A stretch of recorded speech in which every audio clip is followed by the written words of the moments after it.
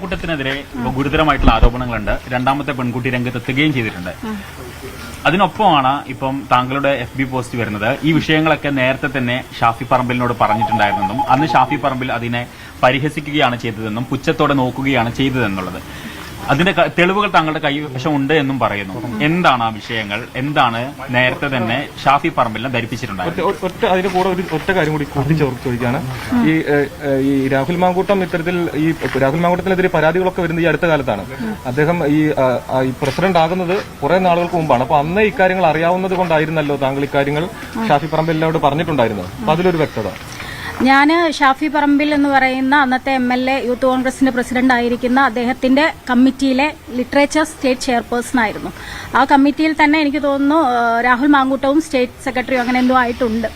അപ്പോൾ സ്വാഭാവികമായിട്ടും എനിക്ക് ആ വ്യക്തിയെക്കുറിച്ച് ധാരണ ഉള്ളതുകൊണ്ട് തന്നെയാണ് ഞങ്ങളുടെ കമ്മിറ്റി കഴിഞ്ഞതിന് ശേഷമാണ് ഷാഫി പറമ്പിൽ കഴിഞ്ഞതിന് ശേഷമാണ് അടുത്ത യൂത്ത് കോൺഗ്രസിന്റെ കമ്മിറ്റി നിലവിൽ വരുന്നത്. അപ്പോൾ ശരിക്കും പറഞ്ഞാൽ ഉമ്മൻചാണ്ടിയുടെ ഒരു കാൻഡിഡേറ്റ് എന്നൊക്കെ പറയുന്നത് നമുക്ക് JS അഖിലൊക്കെ ആയിരുന്നു. അങ്ങനെ ഒരുപാട് യൂത്ത് കോൺഗ്രസിൽ തന്നെ ഒരുപാട് ഒരുപാട് ആളുകളുണ്ട്. അപ്പം പേഴ്സണലി എനിക്ക് മനസ്സിലായിട്ടുള്ളതും ഒരുപാട് യൂത്ത് കോൺഗ്രസിലടക്കമുള്ള മഹിളാ കോൺഗ്രസിലടക്കമുള്ള സ്ത്രീകൾക്ക് വ്യക്തമായി ധാരണയുള്ള ഒരാൾ തന്നെയാണ് രാഹുൽ മാങ്കൂട്ടം എന്ന് പറയുന്ന വ്യക്തി. അപ്പോൾ ആ വ്യക്തി പ്രസിഡന്റായി വരുന്നു എന്നും അതിനുള്ള ശ്രമം ശ്രീ ഷാഫി പറമ്പിൽ MLA ഭാഗത്തുനിന്ന് ഉണ്ടാവുന്നു എന്ന് തോന്നിയപ്പോഴും ഞാൻ കൃത്യമായിട്ട് മെസ്സേജ് അയച്ചിട്ട് ഈ കാര്യം പറഞ്ഞിട്ടുണ്ട്. വ്യക്തിപരമായി എനിക്കും അനുഭവം ഉള്ളതുകൊണ്ട് തന്നെയാണ് ഞാൻ ആ മെസ്സേജ് അയച്ചിട്ട് ഷാഫി പറമ്പിൽ MLA അന്ന് ഞാൻ സംസാരിച്ചത്. അതിന് മറുപടി തരികയോ അല്ലെങ്കിൽ ഞാൻ ഇന്ന് എഴുതിയ ആ പോസ്റ്റിൽ എഴുതിയ ഒരു സാധനം തന്നെയാണ് ഞാൻ എഴുതിയിട്ടുള്ളത്. കാരണം ഞാനൊരു എഴുത്തുകാരിയാണ്. സ്ത്രീപക്ഷ നിലപാടിന് ഏത് പക്ഷത്തേക്കാൾ ഇമ്പോർട്ടൻസ് കൊടുക്കുന്ന ഒരാളാണ്. അപ്പോൾ ഒരുപാട് സ്ത്രീകളാണെങ്കിലും പെൺകുട്ടികളാണെങ്കിലും എഴുത്തിലും രാഷ്ട്രീയത്തിലും സിനിമയിലും ഒക്കെ വരണമെന്ന് ആഗ്രഹിക്കുന്ന ഒരു വ്യക്തിയാണ് ഞാൻ. അപ്പോൾ യൂത്ത് കോൺഗ്രസിൽ പൊതുവെ സ്ത്രീകൾ രാഷ്ട്രീയത്തിൽ കുറവായതുകൊണ്ട് ഇങ്ങനെയുള്ള ഇടങ്ങളിൽ നമ്മുടെയൊക്കെ പെൺകുട്ടികൾക്ക് വരണമെന്നുണ്ടെങ്കിൽ ഇവനെ പോലെയുള്ള ഒരാളെ നിങ്ങൾ പ്രസിഡന്റ് ആക്കരുത് എന്ന് ഞാൻ വളരെ വ്യക്തമായി പറഞ്ഞിട്ടുണ്ട്. നിങ്ങൾക്ക് ചോദിക്കാലോ, ഷാഫി പറമ്പിൽ ഇന്നിവിടെ ഉള്ള MP നമ്മുടെ കൂടെയുള്ള ആളാണല്ലോ, അദ്ദേഹത്തിനോട് ചോദിക്കൂ. അദ്ദേഹം നിരാകരിക്കുകയാണെങ്കിൽ അതിന്റെ തെളിവ് ഞാൻ കാണിക്കാം. ഞാൻ പറഞ്ഞിട്ടുണ്ട്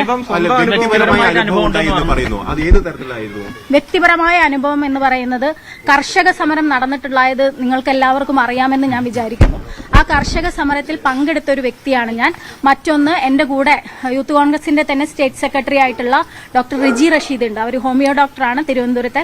ഞാനും അവരുമാണ് ഈ കർഷക സമരത്തിൽ പങ്കെടുക്കാൻ ഡൽഹിയിലേക്ക് പോയത്. തിരിച്ചു വന്നു കഴിഞ്ഞപ്പോൾ എനിക്ക് രാഹുൽ മാങ്കൂട്ടം മെസ്സേജ് അയച്ചിട്ടുണ്ടായിരുന്നു, എന്തുകൊണ്ടാണ് നിങ്ങൾ ഞങ്ങളോട് പറയാതെ പോയതെന്ന്.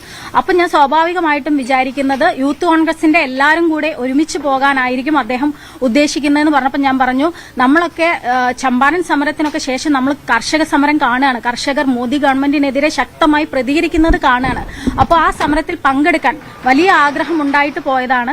തീർച്ചയായിട്ടും നമ്മൾ യൂത്ത് കോൺഗ്രസിന്റെ മുഴുവൻ ആളുകൾ പോവുകയാണെങ്കിൽ നമുക്ക് ഒന്നുകൂടി പോവാം എന്ന് ഞാൻ പറഞ്ഞപ്പോൾ എന്നോട് പറഞ്ഞു, ഞാൻ അങ്ങനെയല്ല ഉദ്ദേശിച്ചത്, നമ്മൾ രണ്ടാളും പോകുന്ന കാര്യമാണ് ഉദ്ദേശിച്ചതെന്ന്. അതിനുത്തരം ഞാൻ അന്ന് കൊടുത്തിട്ടുണ്ട്. പിന്നെ അതിനെക്കുറിച്ച് എന്താ പറയാ, കൂടുതൽ ഞാൻ സംസാരിക്കാൻ നിന്നിട്ടില്ല. പിന്നെ എന്റെ അനുഭവം മാത്രമല്ല, ബാക്കി കുറെ ഇപ്പോഴും യൂത്ത് കോൺഗ്രസും മഹിളാ കോൺഗ്രസും അടക്കമുള്ള എന്തിനേറെ പറയുന്നു, നിങ്ങളെ കൂട്ടത്തിലുള്ള ആളുകളില്ലേ, നിങ്ങളെ കൂട്ടത്തിലുള്ള ആളുകൾക്ക് പോലും ഇത്തരം അനുഭവങ്ങൾ ഉണ്ട് എന്ന് വ്യക്തമായ ധാരണ എനിക്കുണ്ട്.